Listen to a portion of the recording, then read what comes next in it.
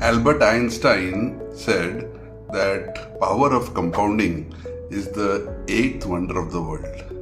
And most of us, when we interpret this famous quote of Albert Einstein, we just think of one thing: start accumulating money.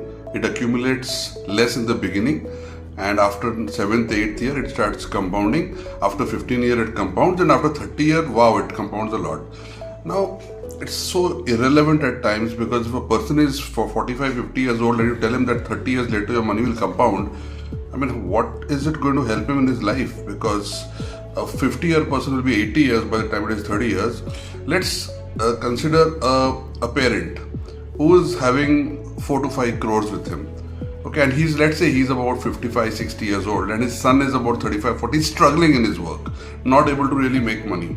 Most parents in this kind of a context, what they say, that yes, I have enough money and after me my son will get everything. Now, this man who's about 50, 55, 60, by the time he is not there, the son himself would be 60, and by that time he would have overcome his struggle and he would be having his own money. If you know the power of money, you know the power of compounding, you know this eighth wonder of the world, a man who's having about 5 crores, he can easily give his son 50 to 60,000 rupees every month, and that won't affect this man's wealth at all.